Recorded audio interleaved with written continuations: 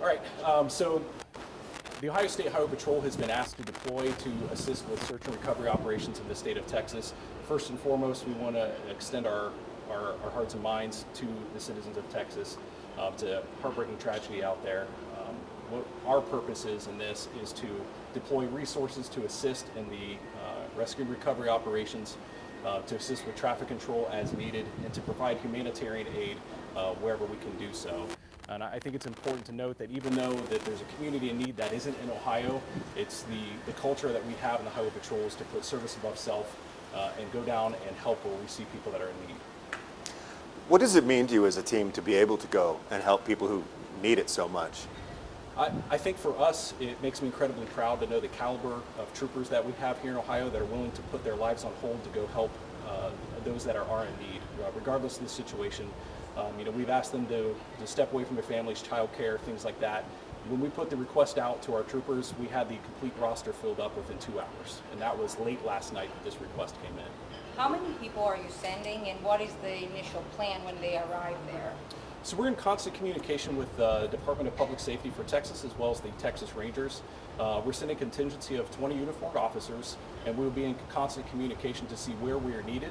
Right now, we are going to be assisting with the search and recovery operations with Texas Department of Public Safety and the Texas Rangers. Does that mean actually like out searching in the debris and maybe out on boats and things like that, or how that go about? Sure. Most likely we're going to be searching a river basin. That's tentatively what our plan is. Understand that they're getting a lot of resources thrown at them at the moment, so we're going to be flexible and adaptable to what their needs are. But tentatively that is our plan to go and help with those search operations through the river basin. There are heartbreaking photos and videos on social media. When you see the images of what families are dealing with and what you'll be arriving to, what goes through your mind? Again, it's you said it best. It's a heartbreaking scenario. We want to be able to help. At the end of the day, we're there to provide comfort, and sometimes that's giving people the answers that they're looking for. Obviously, we're hoping that it's more of a search mission rather than recovery. I want to be very careful on how we use the word recovery because it is still a search operation at this point. And however we can assist, whatever that means, and whatever our state and federal partners in Texas need us to do, that's where we'll rise to that occasion and handle it. How often does your bureau get sent on out-of-state assignments, and what was it about this one that just you were needed? So there's various mechanisms in which we are requested to provide assistance. A lot of security details, which we don't really talk about those a whole lot for security reasons, but if there's an emergency situation or a disaster area, those can be requested through an emergency management agreement. You were talking about kind of helping your brother officers, your fellow Americans down there. Tell me about that. You're lending a hand when it's needed. What does that feel like? I think we take with great reverence on the job that we are called upon to do, and it's not something that's lost on us as an agency, the importance of the work that needs to be done down there. But again, I can't state enough how much we feel the pain of the nation that when we watch this unfold in the news every night, that we just want to be able to go and help in whatever capacity that is and that we are physically able to do. We will be there to answer that call. You see how long the deployment will? We don't have a specific end date at this time. Tentatively, we're looking at a 9-day deployment for our troopers, and that could change depending on various factors, depending on what the situation is as we get down there. Again, that is constantly being reassessed with our partners at Texas Department of Public Safety and the Texas Rangers that are on scene, depending on what they need and where they need us to be. Now I understand that you're also going with K-9 units from ODNR. Are you coordinating with them as well? We are. They will be on a deployment alongside of us. We hope to be embedded with them as we continue the search and rescue operation. Will they be under your command? We'll be working in conjunction with one another.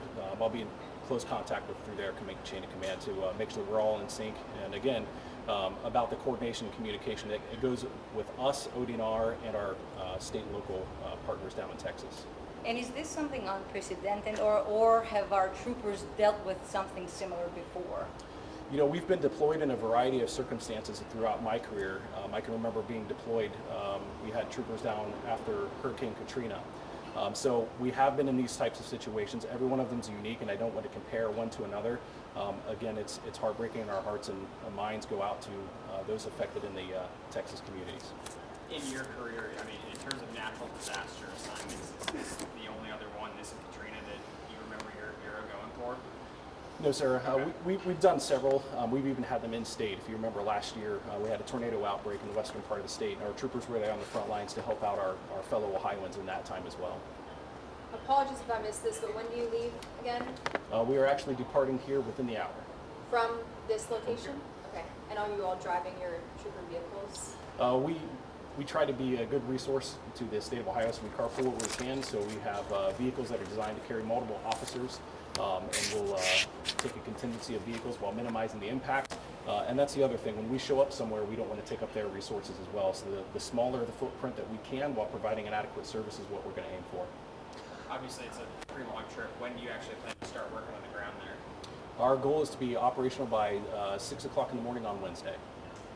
What kinds of actual gear are you taking with you for this? We have a lot of specialized equipment that we use from our mobile field force, which they get called first to respond to these kinds of incidents. So there's personal protective gear, so you think gloves. There's cutting tools in case we need to get through debris.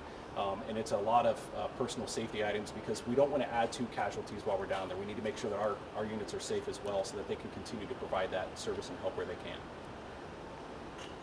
What is your biggest hope when you get there?